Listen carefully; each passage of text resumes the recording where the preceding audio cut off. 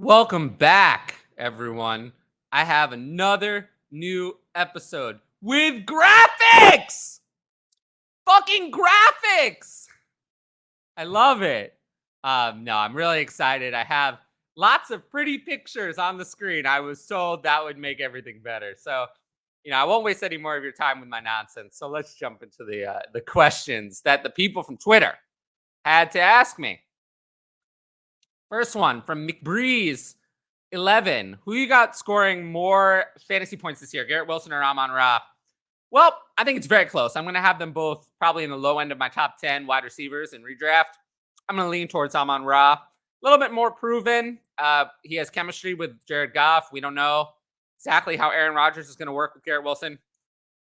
And Jameson Williams is suspended for the first 6 games, which will help Amon-Ra have even more targets. So I'm going with Amon-Ra. It's very close, though. From Bear Sox Forever, would you trade Elijah Moore for a second-round pick in 2024? I think I would. I like Elijah Moore's talent, but I did not expect the Browns to use their first draft pick after they traded for Elijah Moore, their first draft pick in this year's draft on Cedric Tillman. I didn't think it was a big need. I'm surprised they picked a wide receiver kind of at all. I wrote about it in a DLF article. I just don't really believe in Elijah Moore. I think they took a shot on him kind of at a cheap price, but I'll take the future second and just get out from under Elijah Moore. Because I think if we see it and Elijah Moore is bad this year, then he's going to have no value at all.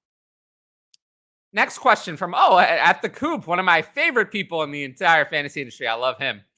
Do you have a set time to set your lineups or do you tinker throughout the week? I love this question. I tinker. I'm sorry. I tinker throughout the week. I'm a big tinkerer. I like to set my lineup on Tuesday or Wednesday, and then I tinker and tinker and tinker and tinker and tinker. I just change it every day. I wish I could stop that behavior, but I can't. I tinker with my lineups, and it frustrates me, but I don't know how to do it any other way. Next one from the genuine Mike Katz. I'm interested in who the fake Mike Katz is. That would be interesting. Will the Eagles' backfield be poison, or is there any running back on that squad who you see as a decent running back 2 or running back 3? For me, if everyone stays healthy, it's either DeAndre Swift shows the talent for a new coaching staff that DeAndre Swift was, and he's the guy, or it's a disaster. I don't think it's going to be anyone else. I think it's either DeAndre Swift or nobody. I'm going to lean that it's nobody. I'm not planning for redraft to rank DeAndre Swift as a top 20 running back. I think the risk is way too high. Maybe I'll have him around 24, 25, 26, but that's the highest I could see ranking him for redraft. I'm just not that interested in DeAndre Swift. My big interest with DeAndre Swift would actually more be if he signs in free agency on a surprisingly big contract next year, more so than now. Remember, there's only 1 year left on his Eagles contract. From at Lionheart LJ, thoughts on Jelani Woods? I love Jelani Woods as a prospect. He was 3rd-round pick tight end last year for the Colts. Kind of a crowded offense, though. I like Michael Pittman as a 1. I like Josh Downs and Alec Pierce. I'd lean towards Downs. Kind of crowded, though. I think Michael Pittman's going to get his. I think everyone else is kind of going to struggle. But tight ends don't need to do that much to be fantasy relevant. If Jelani Woods is good, you'll be able to play him as a low-end tight end 1. But I'm not expecting that this year. I think it's going to take a little while. I think he might be another year away. But I like having him as a dynasty stash. And I will say, I appreciate everyone who asked these questions on Twitter. And if you like asking me questions, always follow me on Twitter at TylerFFCreator.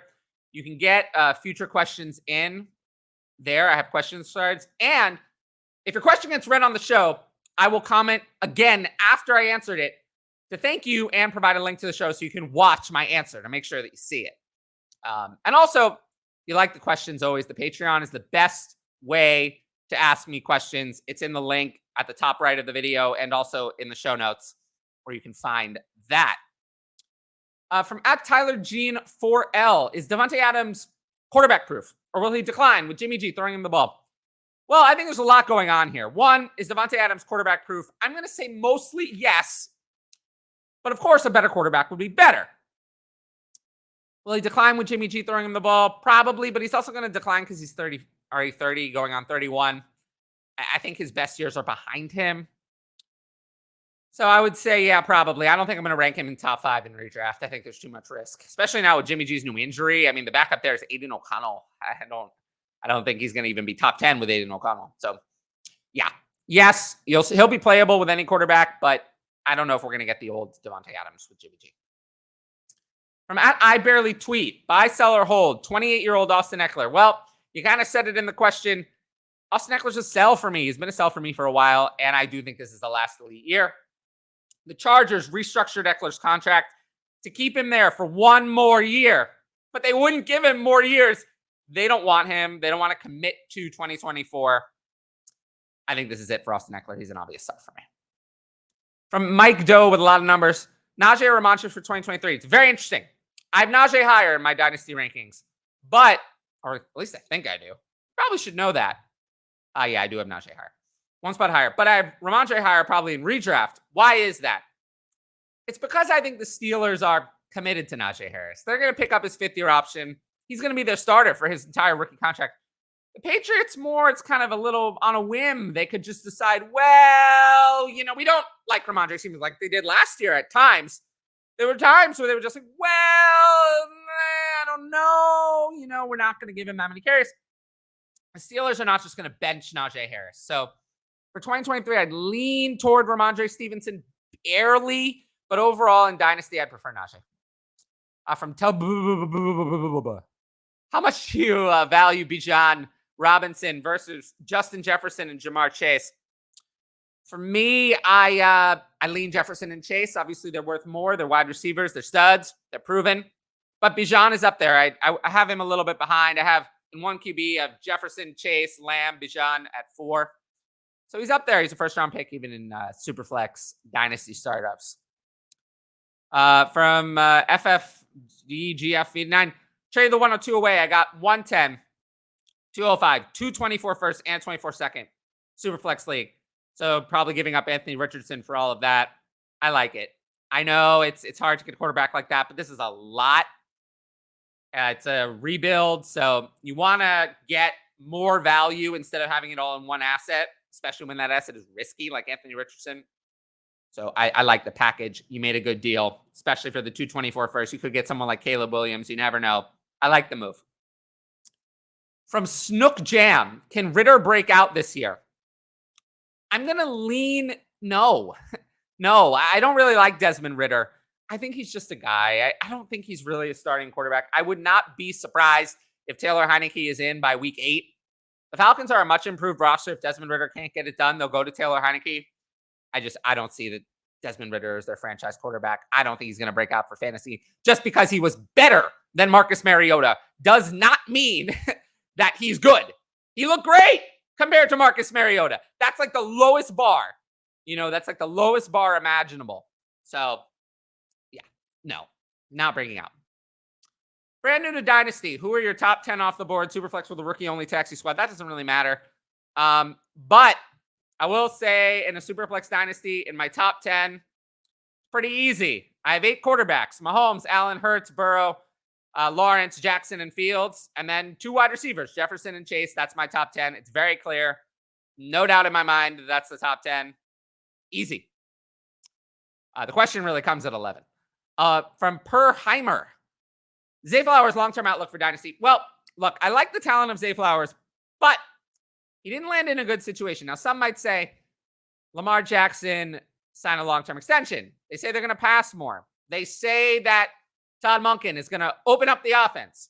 And that might be true.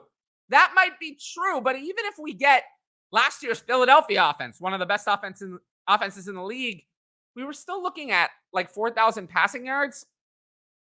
That's just not excellent.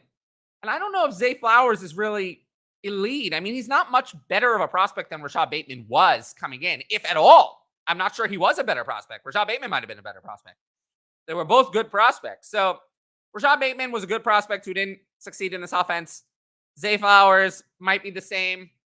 I'm hoping it's a little bit better because he's coming in at a better time with a new offensive coordinator. But I don't see Zay Flowers being, I think the ceiling is what Hollywood Brown gave you at his best, low end 1. I think that's the ceiling. And I don't think we hit it. I don't think we hit it unless something happens to Mark Andrews. So I think Zay Flowers' realistic outcome is going to be wide receiver 20, 25 or so at his best. But that's still worth something if he's young. And like Hollywood Brown, he's someone who could find his way to another team. I do think he's talented. I'm not going to write off someone talented because I don't like the landing spot. He has draft capital.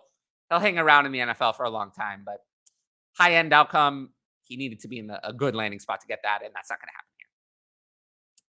From 1J Cromp, where would you rank Zach Ertz among tight ends this year after the injury? I don't think I'd even rank Zach Ertz. I mean, the Cardinals are a disaster. I mean, DeAndre Hopkins is still there, but even if he's gone, Hollywood Brown is the one. Rondale Moore is there. And Trey McBride, I think, is going to be the starter. Zach Ertz, to me, is just veteran insurance. I don't think he's even a top 25 tight end in the redraft. I'm not interested at all. Last one. Jared is back, baby. Who's a super, super late pick who you think could be a potential steal in Dynasty? He clarified on Twitter. Dynasty. For me, I did a video on here. One of the players we covered was Michael Wilson. I like him. 3rd round draft pick who went to Arizona, actually, we were just talking about. He could be a potential steal. He's one of the main ones on my list. Tucker Kraft as well. If he wins the Green Bay tight end competition with Luke Musgrave, he could be a steal because he's going way later than Musgrave. Most of my steals are going to be rookies. Brendan Strange, the tight end from Jacksonville, is another one kind of on my list. Trey Tucker got 3rd round draft capital, went to the Raiders, a wide receiver rookie this year. But he's kind of written off. I hadn't even heard of him before the draft. I'm going to be honest with you. The people, I did not heard of him. I'd heard of his teammate, Tyler Scott, but not Trey Tucker. It's one you could consider. And then if you want some really late players, Xavier Hutchinson, 6th rounder to Houston. I mean, Tank Dell's really small, as we know. Cameron Latu. I mean, he landed in San Francisco 3rd round draft capital as a tight end. I thought that was odd, but maybe he has a future there. There's a couple ones you can look at right there. And Deneric Prince, I always mention, UDFA running back for the Chiefs. Well, that's all the questions we have for today. I appreciate everyone who put the questions in on Twitter, everyone who leaves comments on the YouTube channel, everyone who watches the video. But the main thing is, if you're here, make sure to like the video. That's the most important thing. Then leave a comment. Yes, leave a comment. Very important. Hit the subscribe button, because that way you can see all my future content. But if you really want to see it, hit the notifications bell. Only 70 people out of 1,000+ subscribers have hit that bell, so you can be notified about future content. Join that group. I want to see over 100 by the end of the week. Hit the notifications bell. It's very important. And then, of course, Tuesday at 7:30 p.m. Eastern, every week, we have our main show. That's in the main show feed on my channel.